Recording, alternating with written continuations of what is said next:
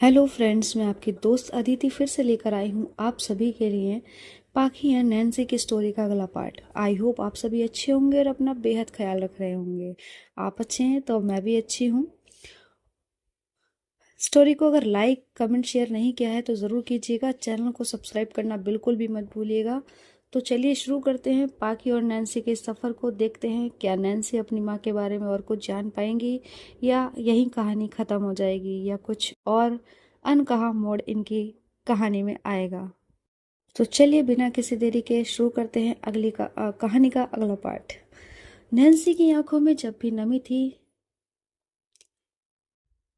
लेकिन दिल में एक नई हलचल थी।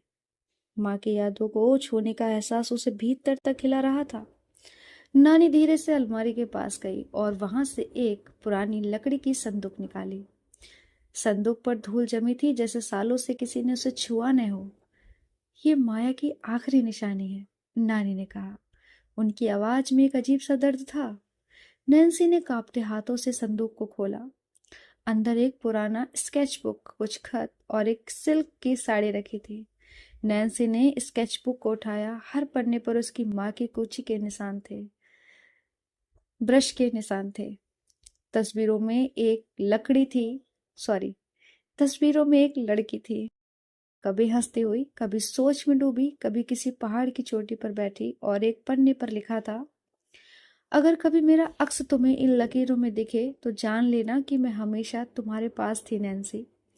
नैन्सी के हाथ कांप गए। उसकी माँ ने उसे कभी नहीं छोड़ा था। वो तो हमेशा उसके आसपास ही थी, बस एक अदृश्य साए की तरह। दोस्तों, माँ कभी अपने बच्चों को नहीं छोड़ती है, चाहे वो यहाँ हो या किसी और दुनिया में। पाखी चुपचाप खड़ी थी। उसकी आंखों से भी आंसू बह रहे थे, नमी थी। उसने नैन्सी के कंधे पर हाथ रखा और धीरे से कहा, क्या तुम तैयार हो इन यादों के साथ आगे बढ़ने के लिए? नैन्सी ने गहरी सांस ली। शायद हाँ, लेकिन मुझे अभी और जानना है। नानी मुस्कुराई। फिर कल हम तुम्हारी माँ के पुराने घर चलेंगे। वहां बहुत कुछ है जो अब तक अनछुआ पड़ा है। नैन्सी ने पाखी की ओर देखा। पाखी ने हल्के से सिर हिलाया, जैसे कह रही हो, मैं तुम्हारे साथ हूं हर कदम पर। अगली सुबह नैन्सी और पाखी नानी के साथ उस घर पहुंची जहां कभी माया ने अपनी जिंदगी के सबसे खुशनुमा और सबसे दर्दनाक लम्हे बिताए थे। दरवाजे पर जंग लग चुका था और अंदर धूप की किरणें धूल भरी जमीन पर अजीब सी आड़ी तिरछी परछाइयां बना रही थी।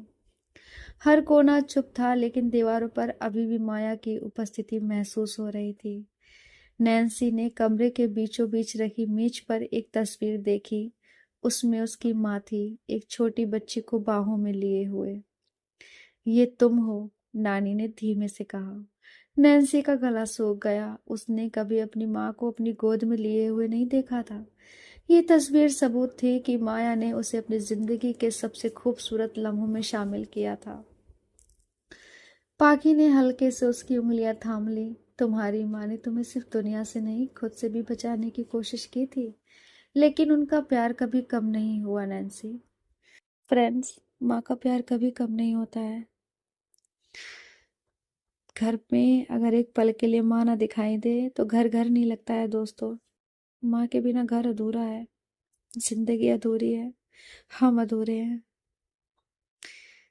माँ है तो सब कुछ है। नैन्सी ने अपनी आंखें बंद की और मन ही मन अपनी माँ से एक वादा किया, मैं आपकी कहानियों को अधूरा नहीं छोड़ूंगी माँ। मैं आपकी हर याद को सजूंगी और खुद को कभी अकेला महसूस नहीं होने दूंगी। नानी ने नैन्सी को गले से लगा लिया। बाहर सूरज चमक रहा था और उसके साथ ही नैन्सी के दिल में भी एक नया उजाला था, माँ की यादों का, उसके प्यार का और एक नए सफर का जो अतीत से होते हुए भविष्य की ओर जा रहा था। नैन्सी उस पुराने घर के कोने कोने को देख रही थी। हर दीवार, हर दरवाजा मानो उनकी माँ की कहानियां कह रहा था। घर की हल्की सी जर्जर हालत के बावजूद वहां एक अजीब सा अपनापन था, जैसे उसकी माँ का साया अभी भी वहां था। नानी ने उसे एक कमरे में लेकर गई। वहां एक पुरानी अलमारी थी जिसकी चाबी नानी के पास थी। चाबी घुमाते ही एक हल्की सी चरमराहट हुई और अलमारी खुल गई। अंदर एक और संदूक रखा था, ठीक वैसा ही जैसा नानी के घर में था। ये संदूक माया का सबसे कीमती खजाना था, नानी ने धीरे से कहा। नैन्सी की धड़कन तेज हो गई। उसने धीरे से संदूक खोला। अंदर ढेर सारी चिट्ठियां थीं, कुछ अधूरी कविताएं और एक डायरी। उसने कांपते हाथों से डायरी उठाई और पहला पन्ना पलटा। नैन्सी, अगर कभी तुम ये डायरी पढ़ रही हो तो इसका मतलब है कि मैंने जो अधूरा छोड़ दिया था उसे अब तुम पूरा करोगी। नैन्सी का गला भर आया। उसने पाके की ओर देखा, जो चुपचाप उसके पास खड़ी थी। पाके ने धीरे से उसका हाथ थामा और हल्के से सिर हिलाया। पढ़ो नैन्सी। डायरी के हर पन्ने पर माया की जिंदगी की परछाई थी। उसका बचपन, उसका पहला प्यार, उसकी तकलीफें और फिर नैन्सी के जन्म की खुशी। जब पहली बार मैंने तुम्हें गोद में लिया तो ऐसा लगा जैसे मेरी पूरी दुनिया संवर गई हो। लेकिन दुनिया हमेशा उतनी आसान नहीं होती जितनी हम चाहते हैं।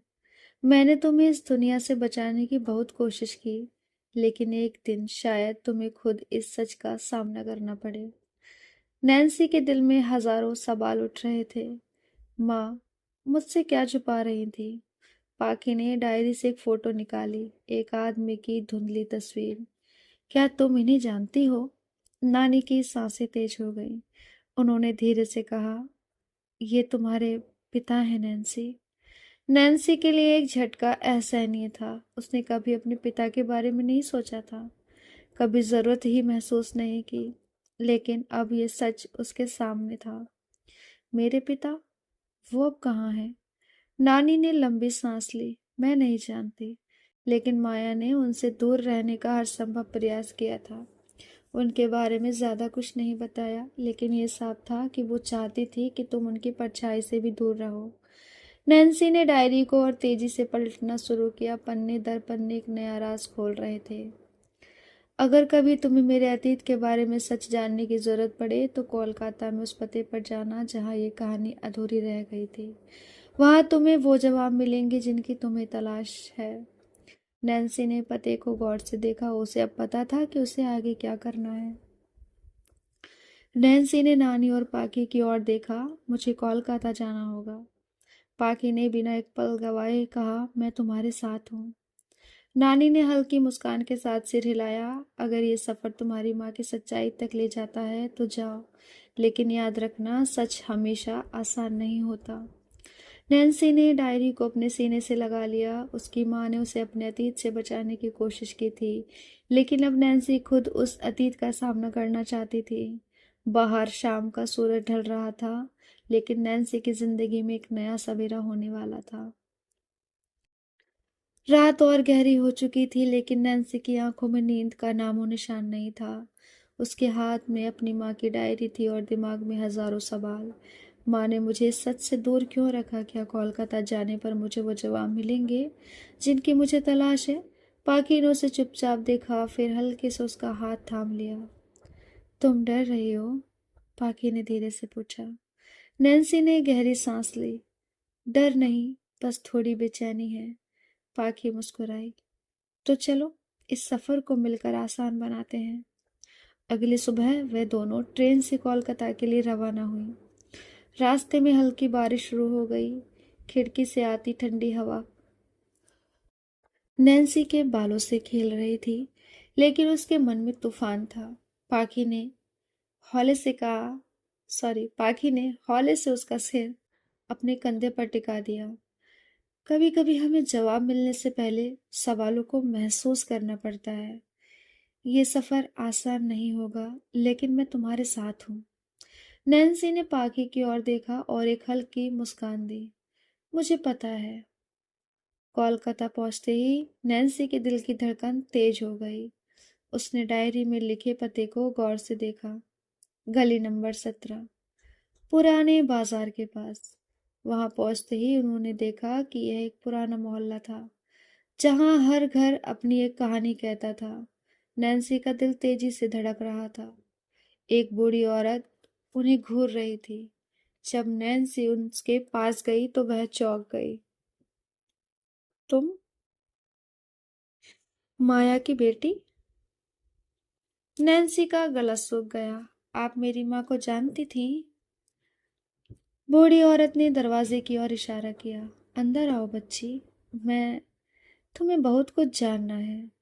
कमरे में पुरानी तस्वीरों से भरी एक अलमारी थी। बूढ़ी औरत ने एक तस्वीर उठाई और नैन्सी के सामने रखी। ये तुम्हारे पिता हैं, समीर मल्होत्रा। नैन्सी ने तस्वीर देखी। एक तेज नजरों वाला आदमी जिसकी आंखों में रहस्य था। उन्होंने मेरी माँ के साथ क्या किया? बूढ़ी औरत ने लंबी सांस ली। उन्होंने तुम्हारी माँ को बहुत प्यार किया था, लेकिन फिर वही प्यार एक जाल बन गया। नैन्सी के हाथ कांपने लगे। मतलब? बूढ़ी औरत ने एक पुरानी चिट्ठी निकाली। पढ़ो, तुम्हारी माँ ने यह आखिरी खत यहीं छोड़ा था। नैन्सी ने कांपते हाथों से चिट्ठी खोली। अगर कभी नैन्सी ये खत पढ़े तो समझ लेना कि मैंने जो सबसे बड़ा फैसला लिया था वो मेरी बेटी को बचाने के लिए था। समीर ने मुझसे वादा किया था कि वो हमें खुश रखेगा, लेकिन चिट्ठी वहीं अधूरी थी। नैन्सी के दिल में हजारों सवाल उठ खड़े हुए। लेकिन क्या? बूढ़ी औरत ने धीरे से कहा, तुम्हारे पिता अब भी जिंदा हैं और शायद तुम्हें ढूंढ रहे हैं। नैन्सी के पैरों तले जमीन खिसक गई। पाकी ने तुरंत उसका हाथ पकड़ा। अब क्या करोगी? नैन्सी की आंखों में अब डर नहीं था, बस एक दृढ़ निश्चय था। अब मैं अपने पिता से मिलूंगी। नैन्सी के दिल में हलचल थी। उसके पिता जीवित हैं, यह सच उसके लिए किसी तूफान से कम नहीं था। उसे नहीं पता था कि जब वह समीर मल्होत्रा के सामने खड़ी होगी तो कैसा महसूस करेगी। पाकी उसके चेहरे पर उलझन देख रही थी। उसने हल्के से उसका हाथ थाम लिया। अगर तुम चाहो तो रुक सकते हो नैन्सी। हर सच को जानना जरूरी होता है पाकी। हर सच को जानना जरूरी नहीं होता है नैन्सी। नैन्सी ने गहरी सांस ली। लेकिन मैं जानना चाहती हूँ पाकी। मैं अब और अंधेरे में नहीं रह सकती। बूढ़ी औरत ने एक पर्दे की पर्ची दी। समीर मल्होत्रा अब कोलकाता में नहीं रहते, लेकिन उनका बिजनेस अभी भी यहाँ चलता है। तुम्हें वहाँ शायद जवाब मिल सकते हैं। नैन्सी और पाकी उस ऑफिस पहुंची। एक बड़े बोर्ड पर लिखा था, Malhotra group of industries. Nancy ने घबरा कर पाकी की ओर देखा। पाकी ने धीरे से उसकी हथेली दबाई। डरो मत, मैं यही हूँ। अंदर एंट्री होते ही एक ऊंचे कद का आदमी उन्हें देख रहा था। उसकी आंखों में बरसों का अनुभव और एक अजीब सा खालीपन था। तुम यहाँ क्यों आई हो? आवाज भारी और गंभीर थी। नैन्सी की सांसें तेज हो गईं। क्या आप समीर मल्होत्रा हैं? उस आदमी ने गहरी नजर डाली। तुम्हारा यहाँ आना एक गलती है। नैन्सी ने हिम्मत जुटाई। मेरी माँ माया थी। मैं उनकी बेटी नैन्सी हूँ और मुझे सच जानना है। समीर मल्होत्रा का चेहरा पल भर के लिए बदल गया। उनकी आंखों में एक छिपा दर्द झलकने लगा, लेकिन फिर वह सख्त लहजे में बोले, माया अब नहीं रही। सच जानकर तुम्हें कुछ नहीं मिलेगा, वापस चले जाओ। नैन्सी की आंखों में गुस्सा और आंसू दोनों थे। आपने मेरी माँ को प्यार किया था या धोखा? समीर चुप रहे। नैन्सी ने एक और सवाल किया, अगर आप मेरी माँ से प्यार करते थे तो उन्होंने मुझे आपसे दूर क्यों रखा? समीर ने नजरें फेर ली। कुछ जख्म ऐसे होते हैं जो दोबारा नहीं कुरेदने चाहिए। नैन्सी की आंखों में आंसू थे। लेकिन मैं जानना चाहती हूँ। सच से भागना मुमकिन नहीं। बाहर निकलते हुए नैन्सी टूट चुकी थी। उसके सवाल अभी भी अधूरे थे। पाकी ने उसे धीरे से अपनी बाहों में लिया। अगर जवाब नहीं भी मिले तो मैं तुम्हारे साथ हूँ, तुम्हें संभालने के लिए, तुम्हें हिम्मत देने के लिए। नैन्सी ने उसकी बाहों में सुकून से आंखें बंद कर ली। लेकिन एक बात तय थी, ये सफर यहीं खत्म नहीं होगा। समीर मल्होत्रा से मुलाकात के बाद नैन्सी के दिल में कई सवाल उमड़ रहे थे। क्या उसकी माँ माया वाकई उसके पिता उसे दूर रखना चाहती थी, या इसके पीछे कोई और वजह थी? समीर का अजीब बर्ताव उसे यह सोचने पर मजबूर कर रहा था कि शायद पूरी सच्चाई अभी सामने नहीं आई थी। पाखी कार चला रही थी, लेकिन उसकी नजरें बार बार नैन्सी पर पड़ रही थी। उसने धीरे से उसका हाथ पकड़ा। नैन्सी, अगर ये सब तुम्हें तकलीफ दे रहा है तो हम यहीं रुक सकते हैं। नैन्सी ने हल्की मुस्कान दी, लेकिन उसकी आंखों में गहरी उलझन थी। नहीं पाखी, अब जब मैं इस सच के इतने करीब आ गई हूँ तो पीछे हटना मुमकिन नहीं। मुझे हर हाल में जानना होगा कि मेरी माँ ने मुझे मेरे पिता से दूर क्यों रखा। पाखी ने गहरी सांस ली और कार को किनारे रोक दिया। अगर तुम्हें वाकई आगे बढ़ना है तो हमें सही सुराग चाहिए। हमें किसी ऐसे शख्स से मिलना होगा जो तुम्हारी माँ और समीर मल्होत्रा के बीते समय के बारे में जानता हो। नैन्सी ने कुछ सोचा और फिर बोली, मुझे लगता है कि एक ही इंसान है जो मेरी माँ के सबसे करीब था। आशा आंटी। आशा आंटी वही महिला थी जो माया के साथ बरसों तक रही थी।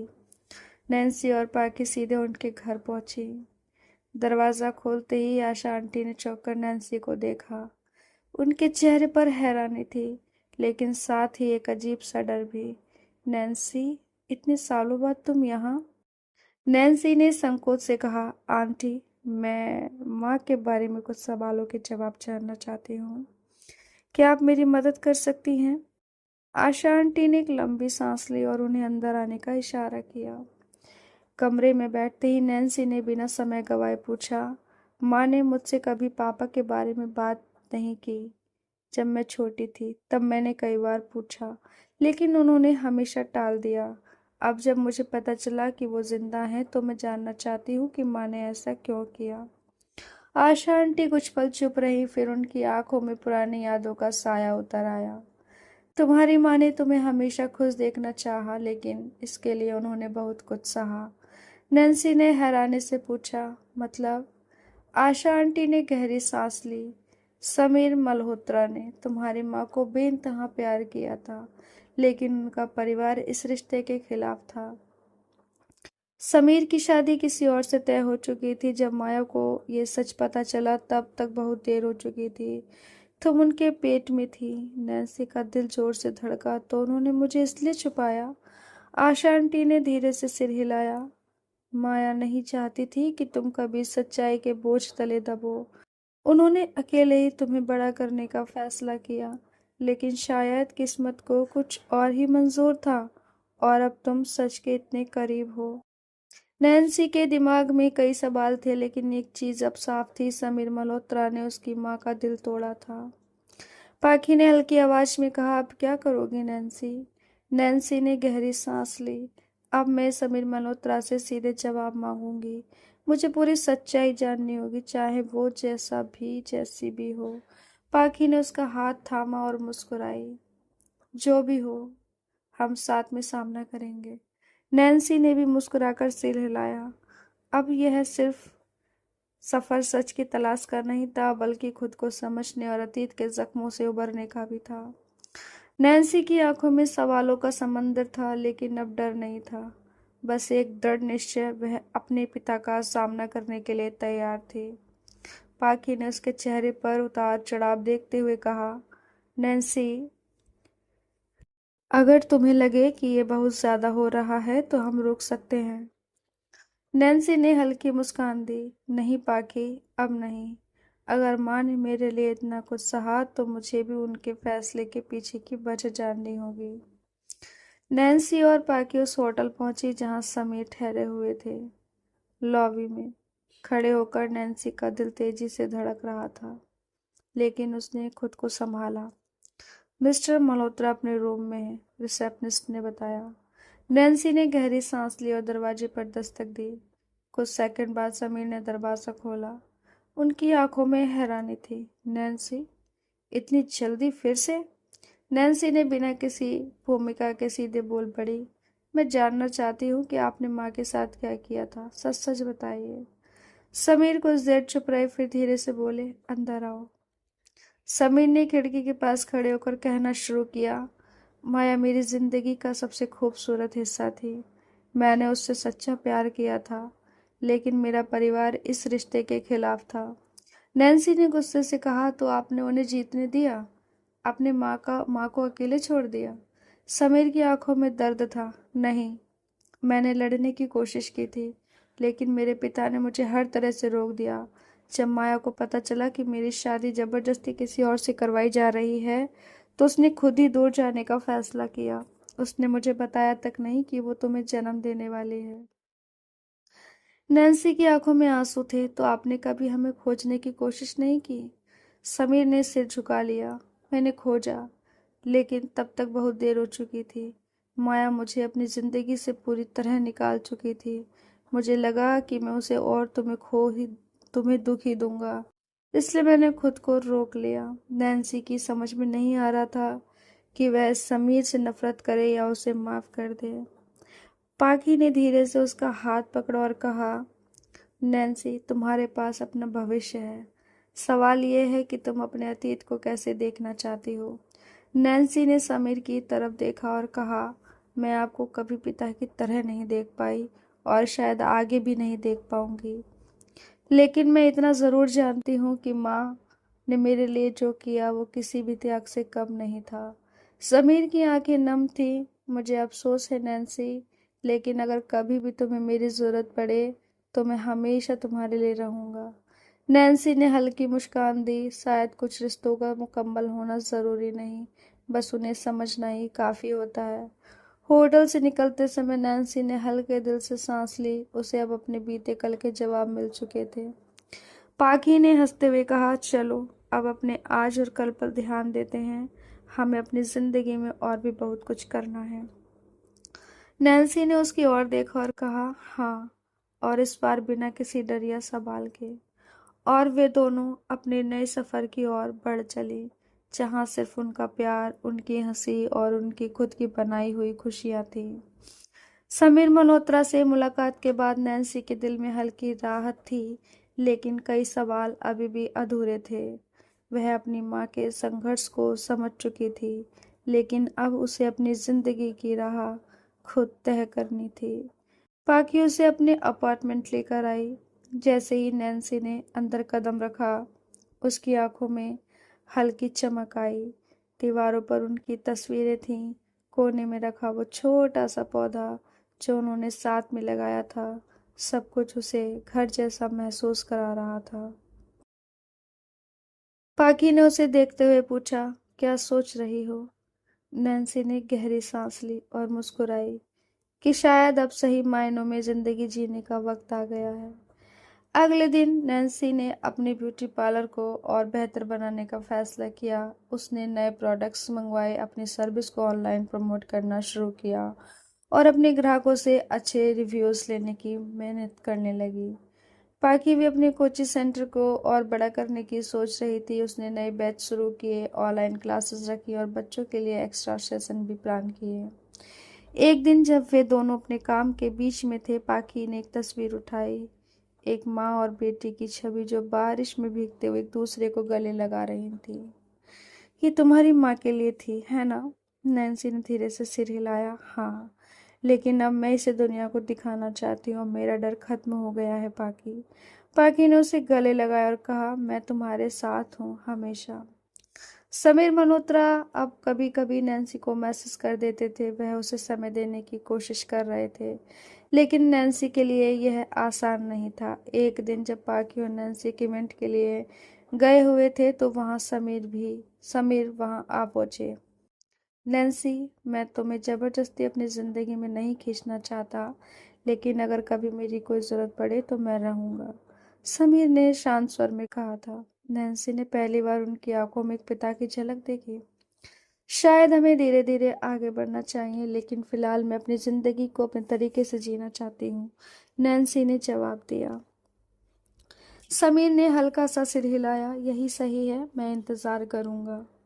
रात को पाखी और नैन्सी छत पर बैठे थे। हवा हल्की ठंडी थी और आसमान में चांद चमक रहा था। पाखी ने हंसते हुए कहा, तो अब आगे क्या प्लान है मिस नैन्सी? नैन्सी ने मुस्कुराकर कहा, अपने ब्यूटी पार्लर को और बड़ा करना, नई सर्विस जोड़ना और तुम्हारे साथ हर लम्हा जीना। पाकी ने उसकी तरफ देखा और धीरे से कहा, तुम जानती हो ना, मैं हमेशा तुम्हारे साथ हूँ। नैन्सी ने उसकी उंगलियां अपने हाथ में ली और हल्की मुस्कान के साथ कहा, हाँ, और यही मेरी सबसे बड़ी तसल्ली है। चांदनी रात में दो दिलों की कहानियां एक नई दिशा में बह रही थीं। सिर्फ अतीत से उबरने की कहानी नहीं थी, बल्कि अपने आज और कल को संवारने की भी थी। नैन्सी ने ब्यूटी पार्लर में आते ही एक गहरी सांस ली। आज का दिन सबसे खास था। उसने अपने पैरों पर खड़े होने के लिए बहुत संघर्ष किया था और अब वह अपनी जिंदगी को पूरी तरह से जीना चाहती थी। दूसरी तरफ पाकी अपने कोचिंग सेंटर में बच्चों को पढ़ाने में मग्न थी। दोनों अपने अपने काम में व्यस्त थी, लेकिन उनके दिल हमेशा एक दूसरे की धड़कनों से जुड़े रहते थे। शाम को जब नैन्सी अपना पार्लर बंद कर रही थी, तभी पाकी वहां आ गई। उसने हल्की मुस्कान के साथ कहा, चलो आज कहीं बाहर चलते हैं। बहुत दिनों से हमने साथ में समय नहीं बिताया। नैन्सी ने पाकी की आंखों में देखा। वह उसकी बात को मना नहीं कर सकती थी। ठीक है, लेकिन कहाँ? सरप्राइज है, पाकी ने शरारती अंदाज में कहा और उसका हाथ पकड़कर खींच लिया। पाकी उसे शहर के बाहरी हिस्से में खूबसूरत झील के पास लेकर गई। वहां हल्की रोशनी थी, ठंडी हवा बह रही थी और पानी की लहरें हल्के संगीत की तरह कानों में पड़ रही थीं। नैन्सी ने चारों तरफ देखा और मुस्कुराई। यह जगह कितनी सुंदर है पाकी। पाकी ने प्यार से उसकी आंखों में झांका। हाँ, लेकिन इस जगह से ज्यादा खूबसूरत तो तुम हो। नैन्सी का चेहरा हल्का सा गुलाबी हो गया। पाकी ने उसे करीब खींचा और धीमे से कहा, मैं तुम्हारे बिना अपनी जिंदगी की कल्पना भी नहीं कर सकती। नैन्सी ने भी पाकी के हाथों को कसकर पकड़ लिया। मैंने बहुत कुछ खोया है, लेकिन तुम्हें पाकर मुझे लगता है कि मैंने सब कुछ पा लिया है। पाकी ने धीरे से मुस्कुरा के नैन्सी के साथ नैन्सी के माथे पर एक किस किया। झील की ठंडी हवा, रात की खामोशी और एक दूसरे के बीच की नजदीकियां उन्हें एक नई चुनौतियां, एक नई दुनिया में ला रही थी। कुछ देर तक दोनों बस एक दूसरे की बाहों में थी, बिना किसी शब्द के, सिर्फ एहसासों के साथ। पाकी ने धीरे से कहा, नैन्सी, क्या तुम मुझसे वादा कर सकती हो कि हम हमेशा साथ रहेंगे? नैन्सी ने गहरी सांस ली और उसकी आंखों में देखा। हमेशा पाकी, चाहे कुछ भी हो जाए, मैं तुम्हें कभी नहीं छोड़ूंगी। पाखी ने हल्का सा हंसते हुए कहा, तुम्हें पता है, जब तुम मेरे पास होती हो तो मुझे दुनिया से डर नहीं लगता। तुम मेरी सबसे बड़ी ताकत हो नैन्सी। नैन्सी ने पाखी के चेहरे को अपने हाथों में लिया और प्यार से कहा, और तुम मेरी सबसे खूबसूरत सच्चाई हो। रात काफी हो चुकी थी। पाखी और नैन्सी झील के किनारे हाथों में हाथ डाले बैठे रहे, जब तक कि हल्की सुबह की किरणें नहीं फैल गईं। अब हमें चलना चाहिए, पाकी ने कहा, लेकिन उसका मन नहीं था वहां से जाने का। नैन्सी ने हल्की मुस्कान के साथ कहा, हाँ, लेकिन अगली बार हम यहाँ पूरी रात रुकेंगे। पाकी ने शरारती अंदाज में कहा, सिर्फ रुकेंगे या कुछ और भी प्लान है? नैन्सी ने शर्माते हुए कहा, बस चलो अब, और हंसते हुए भागने लगी। पाकी ने उसे पीछे से पकड़ लिया और उसकी हथेली पर एक किस करते हुए कहा, मैं तुमसे बहुत प्यार करती हूँ नैन्सी। नैन्सी उसकी आंखों में झांकते हुए कहा, और मैं तुमसे भी ज्यादा। दोनों एक दूसरे की बाहों में समा गईं, बिना किसी डर के, बिना किसी संकोच के, बस प्यार में डूबी हुई, एक दूसरे के अंदर समा जाने को तैयार थी, एक दूसरे से बेइंतहा प्यार। तो फ्रेंड्स, मैं अपनी कहानी को यही रोकती हूँ। जल्दी मिलूंगी अगले पार्ट के साथ। तब तक आप इसे एंजॉय कीजिए, लाइक कमेंट शेयर जरूर कीजिएगा। चैनल को सब्सक्राइब नहीं किया है तो कर लीजिएगा। अगर कोई बात है, कुछ कहना चाहते हैं तो आप कमेंट सेशन में भी बता सकते हैं, और आप इंस्टा पर भी मुझे बता सकते हैं। इंस्टा का डिटेल्स मेंशन है मेरे यूट्यूब चैनल पर, तो आप जाके वहाँ से मेरे इंस्टा पर आ सकते हैं और वहाँ पर भी मुझसे जो भी अगर कुछ बात कहनी है बता सकते हैं, या कोई अपनी बात शेयर करनी है तो वो भी आप कर सकते हैं। तो चलिए, मैं इसी के साथ चलती हूँ। आप सब अपना ख्याल रखिएगा, अपनों का ख्याल रखिएगा। मिलती हूँ जल्दी नेक्स्ट पार्ट के साथ। तब तक के लिए बाय बाय, टेक केयर।